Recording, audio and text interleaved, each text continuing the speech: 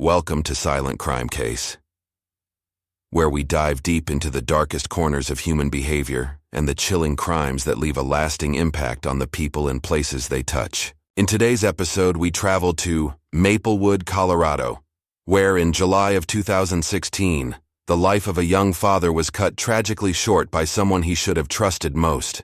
This is the story of Michael Ray Carter.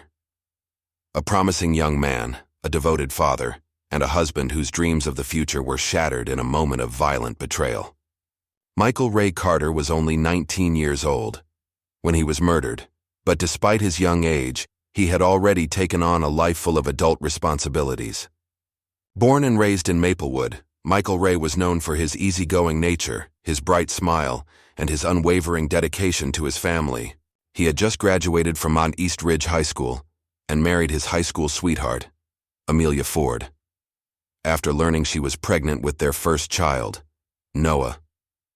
Michael Ray had been a talented basketball player in high school, but after graduation, he set aside his dreams of continuing his athletic career to focus on providing for his new family. He worked at the local auto repair shop, where his hard work and positive attitude earned him the respect of his co-workers. Even on the busiest days, Michael Ray was always willing to go the extra mile to help out.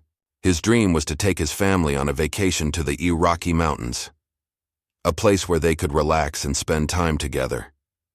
But behind Michael Ray's sunny exterior and happy social media posts, there were cracks in the foundation of his young family life. He was struggling to balance the demands of work, fatherhood, and his marriage to Amelia. Although he was dedicated to his family, Michael Ray had a weakness for other women, and his flirtations had caused tension between him and Amelia. He had tried to make things right, but the cracks only seemed to grow deeper. Little did Michael Ray know that the real danger was coming from someone far closer to him than he could ever imagine. Dr. William Ford, Amelia's father, was a respected urologist in Maplewood, known for his professionalism and dedication to his patients. On the surface, he appeared to be a supportive father and grandfather, allowing Amelia, Michael Ray, and their son Noah to live in his home.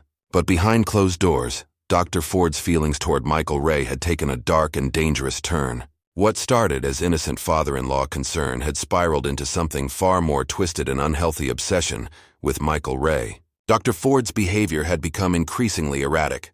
He would frequently accidentally walk in on Michael Ray while he was changing or using the bathroom, lingering just a little too long in the doorway. He bought Michael Ray clothes, offered him unsolicited gifts, and found excuses to spend more time around him. Although Michael Ray was uncomfortable with the attention, he chalked it up to Dr. Ford being overly protective of his daughter and grandson. Michael Ray believed that keeping the peace with Dr. Ford was just part of being a good husband, but he had no idea that he was walking into a trap. Neighbors and friends started noticing strange behaviors coming from the Ford household. Michael Ray had confided in a few close friends about how Dr. Ford was acting inappropriately.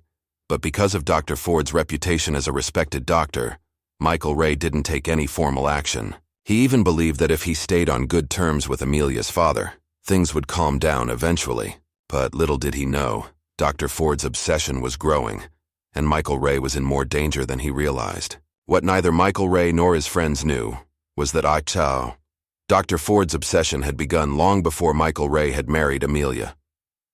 Some neighbors had even started whispering about seeing Dr. Ford behave in similarly unsettling. As she stepped into the garage, the scene that greeted her was beyond anything she could have imagined.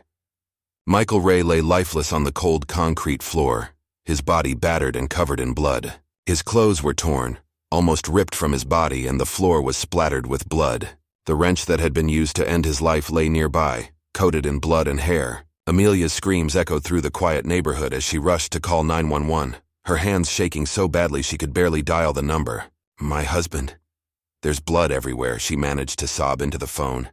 Within minutes, police and paramedics arrived at the scene, but it was too late. Michael Ray was dead, and the garage, once a place of his dreams and hard work, was now a bloody crime scene. Detective Jason Matthews, a seasoned investigator, was the first to step inside the garage. Matthews had seen his share of violent crimes in his 20 years on the force, but this was different. The brutality of the attack was shocking. Blood was splattered across the walls, tools were scattered, and there were signs of a fierce struggle. Michael Ray had clearly fought for his life, but the violence of the attack suggested something much deeper. This was personal. The wrench, covered in Michael Ray's blood, lay near his body, and his nearly torn-off clothes told the story of a brutal struggle. Yet, there were no signs of sexual assault, leading Detective Matthews to believe the killer's rage wasn't driven by sexual motives, but rather by something darker and more complex. As the detectives processed the scene, they noticed one odd detail that didn't quite fit: muddy footprints leading away from the garage, as if someone had walked out into the backyard after the murder. Could there have been someone else there that night? The investigation into Michael Ray's murder was just beginning, but already the pieces of the puzzle were starting to come together. However, this case was about to take a far more twisted turn. As the forensic team worked to collect evidence, Detective Matthews and his partner, Detective Rachel Simmons, began interviewing those closest to Michael Ray. Their first interview was with Amelia, who was still in shock, but managed to give them a basic timeline of the events leading up to Michael Ray's death. She explained that Michael Ray had been in the garage late into the night working on the truck and hadn't come to bed. Amelia's shock and grief seemed genuine, but the detectives couldn't rule out the possibility that she might know more than she was letting on. When they asked Amelia about the muddy footprints leading into the backyard, she froze. She told them she had never noticed them before. The detectives began to wonder. Had someone else been in the house that night, or was Amelia hiding something? The investigation was starting to reveal far more secrets than anyone had anticipated. The detectives soon turned their attention to Dr. William Ford. Dr. Ford seemed calm and composed when he was brought in for questioning, but as the detectives pressed him about his relationship with Michael Ray, his demeanor began to crack. Ford claimed that he had been home the night of the murder, watching television and preparing for an early morning surgery the next day. However, as the detectives dug deeper, they began to uncover more disturbing details about Ford's obsession with his son-in-law. Neighbors had seen Dr. Ford acting strangely in the days leading up to the murder, and some even reported hearing loud arguments coming from the garage late at night. It wasn't until the detectives discovered a hidden digital recorder in Michael Ray's workbench that the true horror of what had happened began to unravel. The recording captured a heated argument between Michael Ray and Dr. Ford, in which Ford could be heard making disturbing confessions about his feelings for Michael Ray. I want you in every way," Ford's voice was heard saying on the tape. Michael Ray's voice, angry and rejecting Ford's advances, echoed through the recording. The argument escalated, and the tape abruptly ended before the fatal confrontation. With this new evidence in hand, the detectives returned to confront Dr. Ford. Faced with the damning recording, Ford's calm facade crumbled. He confessed that his feelings for Michael Ray had become overwhelming and uncontrollable. On the night of the murder, after Michael Ray had rejected him for the final time, Ford flew into a rage. Grabbing a wrench, he struck Michael Ray repeatedly until his son-in-law lay dead on the garage floor. But there was one detail that continued to nag at the detectives: the muddy footprints. If Dr. Ford, the case wasn't over until they could identify the source of the footprints and unravel the last layer of mystery surrounding Michael Ray's death. The trial began in late December of 2016. With the courthouse packed with local spectators and media, the prosecution presented a strong case, beginning with the digital recording of Ford's disturbing confessions. Forensic evidence, including the wrench used as the murder weapon, tied Ford directly to the crime. Blood splatter analysis showed that Michael Ray had been struck multiple times, in what appeared to be a fit of uncontrolled rage. The defense attempted to argue that Ford had experienced a temporary mental breakdown. They painted him as a respected doctor, stressed from years of serving his patients and overwhelmed by the emotional turmoil of his unhealthy obsession with his son-in-law. The defense also attempted to redirect suspicion by subtly hinting that someone else might have been involved, using the muddy footprints as evidence of a second person at the crime scene. Was it possible that someone had helped Dr. Ford? Could Amelia or someone else have been involved after all? However, the prosecution dismantled the defense's arguments piece by piece. They argued that Dr. Ford's obsession had been long-standing, not a sudden breakdown, and that his violent outburst was an inevitable result of his possessive and twisted desires. The jury, watching the drama unfold, appeared captivated but horrified by the level of betrayal that had led to Michael Ray's tragic death. But just as the case seemed to be closing, a chilling revelation came to light. In a dramatic twist, the detectives made a discovery that turned the case on its head once again. DNA results from the footprints matched someone in the Ford household, but it wasn't Amelia or Dr. Ford. It was Noah's babysitter, Caroline Green, a young woman who had been around the family for months. Quiet and unassuming, Caroline had worked for the Ford family, often caring for Noah when Amelia and Michael Ray were out. Upon further investigation, detectives discovered that Caroline had been deeply infatuated with Michael Ray. She had followed him on social media, and over time developed her own obsessive feelings for him. The police found messages that Caroline had written to Michael Ray but never sent, professing her admiration and twisted love. She had convinced herself that she and Michael Ray were meant to be together, and that he would eventually leave Amelia for her. Caroline had been lurking near the house the night of the murder, watching from the shadows as Michael Ray worked on the truck.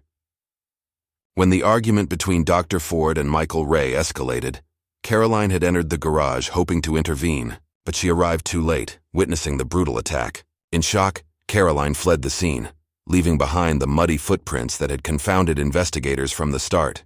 Although she hadn't directly participated in the murder, her presence added another eerie layer to the unfolding tragedy. Dr. Ford's trial concluded with a guilty verdict. He was sentenced to life in prison, without the possibility of parole. The jury had been convinced by the mountain of evidence that Ford's jealousy and obsession had driven him to kill. His previously pristine reputation lay in tatters, and the courtroom was filled with murmurs of disbelief. Ford, once a man of stature, would now spend the rest of his days in a cell. Caroline Green was also brought in for questioning. Although she hadn't been involved in the murder itself, she was charged with obstruction of justice for not coming forward about her presence at the crime scene. Caroline's infatuation with Michael Ray had led her down a dangerous path, one that ultimately connected her to a deadly crime she could never have imagined being part of. The town of Maplewood was left reeling, shocked by not just one but two layers of obsession that had surrounded Michael Ray, sealing his fate. For Amelia, the tragedy was almost too much to bear. The loss of her husband and the betrayal by her own father left her devastated, grappling with the enormous emotional burden of rebuilding her life for the sake of her young son, Noah. Despite the support of family and friends, Amelia struggled with the knowledge that the two men she had trusted the most had played a role in Michael Ray's demise, one as his killer, and the other as a silent witness. The emotional scars left by Michael Ray's murder would never fully heal. Amelia eventually moved out of Maplewood, seeking a fresh start away from the painful memories. She relocated to a smaller town where she could focus on raising Noah without the constant reminders of what had been lost. Noah, too young to fully understand the gravy. Thank you for joining us for this episode of Wai Chuyu Silent Crime Case, where we continue to uncover the darkest stories of human nature. Be sure to like and subscribe for more real-life murder mysteries, and leave a comment below if you have any thoughts or suggestions for cases you'd like us to cover. Stay safe, true crime case solvers, and we'll see you next time.